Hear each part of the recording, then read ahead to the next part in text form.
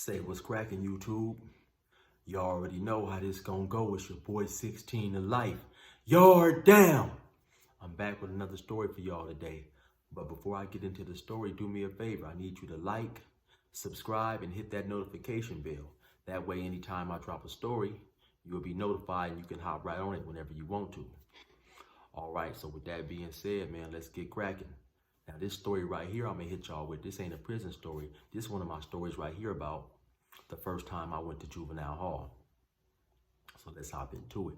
Now, y'all know me, I got that good memory. And I specifically remember this was like 1989 in July because my birthday is in August. And so I ended up turning 18 while I was in juvenile hall. So anyway, let's get into the story. So now one day I'm chilling at my mom's house. So I get a call, the phone ring or whatever. I get a call and it's my pops. So basically he's telling me that he's at the hospital, that he was at this liquor store hanging out with his friend, talking to his friend in the front, and the owners of the store, I believe they was Iranian or something. The owners of the store came out and told him if he wanted to talk, basically go in the back. That's where all the blacks hang out. Basically if he wanted to talk, go in the back. Now my pops was out in the front talking to his friend Mac. Mac was like the neighborhood alcoholic or whatever. When we was young, me and my homies, we kind of like used to tease him. We used to call him, old drunk Mac. 2 steps forward, 5 steps back, because he'd get real drunk and he'd be trying to walk home, which was up the hill, and he'd be walking and stumbling and stuff, but he was a cool dude. We used to clown with him and all that type of shit. So anyway, long story short, my dad was out there talking to him. He basically told him, I'm not going nowhere, whatever. I talk where I feel like talking. So they came out and hit him on the shoulder. They had like a metal dustpan and a broom or whatever. And so when they hit him on the shoulder, it ended up messing up his clavicle or whatever. So from the store, I guess some people that helped him get home, because he was on this motorcycle. They helped him get home, and then they drove him to the hospital. So what he was telling me was that one of my homeboy, his mom was there, and he didn't necessarily trust her in his house alone. So just to go up there and sit and make sure everything was cool or whatever. So I said, all right. Now in the course of me walking to my dad's house, I had to go, walking to my dad's house from my mom's house, I had to go right past this store. You know what I'm saying? So I snatched me a wooden Louisville Slugger. So I leave, I go outside, I lock the door, I'm on my way walking. Now, when I get like a couple doors away, my next door neighbor, she see me with the baseball bat. She holler out, "Hey, Eric, where you going? You going to bust some heads?" I said, "Yeah." She laughing, but she clowning, but she not really knowing. No, I'm really going to bust some heads, right? So I end up walking. I get up there. And when I get to the store, I go to the back where some people was back there hanging out. So I go back there. I asked them basically what happened. So they fill me in and let me know what happened. So now I'm behind the store where the fellas hang out, the older cats or whatever. So I pick up me like 4 or 5 wine bottles and beer bottles and shit from back there under the tree where they hang out with.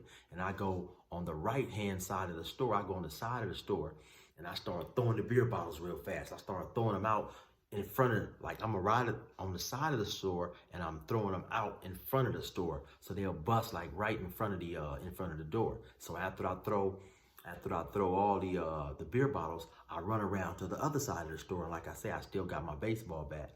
I run around to the other side of the store and I'm looking, I'm waiting.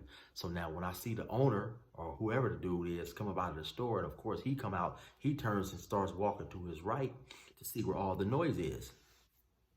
My plan is to run up on him with this baseball bat and bust him up real proper like. And so when I'm running up on him, just so happened this lady, she was there. Now I went to school with her sons. Her sons was Stephen Grant and Chris Grant. Like I say, all this is taking place out there in Bannon.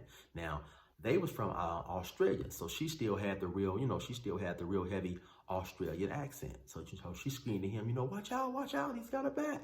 So dude turns around and he kind of dropped down into this bullshit ass, karate stand. Like this motherfucker been watching too many Bruce Lee movies or whatever. So he dropped down a little bullshit ass karate stand or whatever. So when I swing the bat on him, the bat flies out of my hand.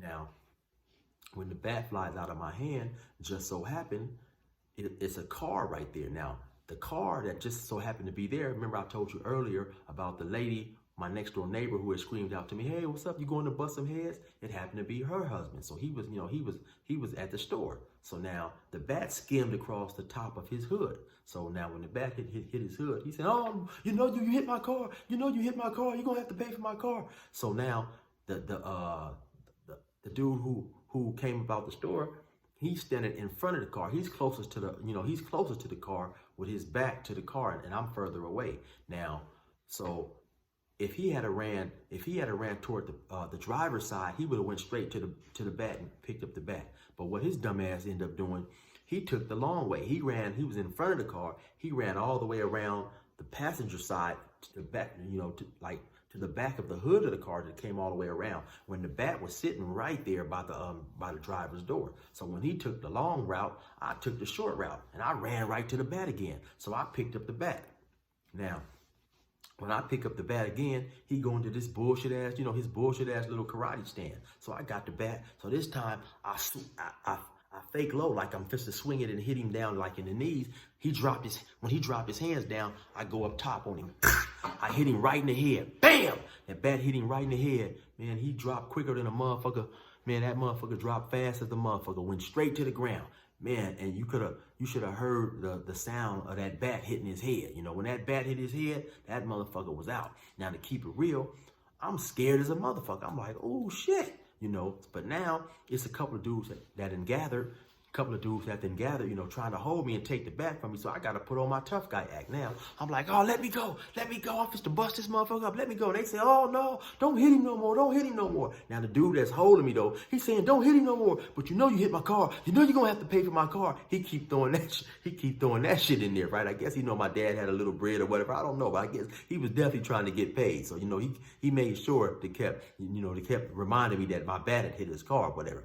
So now the dude is on the ground, he out. And so I'm struggling with these two dudes who's holding me. I'm trying to get the bat loose. But really, I'm just putting on a show. I ain't finna do nothing else to this motherfucker because I'm already scared I didn't kill him. So all of a sudden, the dude that I didn't hit with the baseball bat, he wake up. Now this motherfucker wake up and he go to speaking in his native tongue. That motherfucker wake up like, go get my pistol. Go get my pistol. So now when he say that, I'm still over there tussling with the people with who's trying to hold the bat from me. So when he get to talking about go get his pistol and all that old type of shit, I let the bat go and I take off running. So I take off running now and I run down to my dad's house, which is now only like probably like a maybe 3-4 minute run. So I run down to his house, go over there. I let myself in. So when I let myself in, the lady that he told me about, she's there, and so I tell her, I tell her everything that happened, and I tell her, and my dad at the time, he had a police scanner. So I go turn on the police scanner and shit. So I'm listening to the police scanner, and sure enough, they on their way over there, headed to the house. So I go over there and I tell her, because she's sitting in the living room, I go tell her, I said, hey, listen, the police is coming over here, don't let them in. She said, okay, baby. So, I go in the back room and shit. I go in my back room. So about 2 minutes later, I hear him at the door. I hear him at the door talking and shit. So a few minutes later, I hear him calling my name. And they calling my name and shit. I'm thinking like, damn, these motherfuckers, they sound awful close. So I step out of my bedroom and I peek around the corner. They right there in the hallway. They see me. So they call me, they call me over there and come right to me, tell me to turn around and shit. They handcuff me.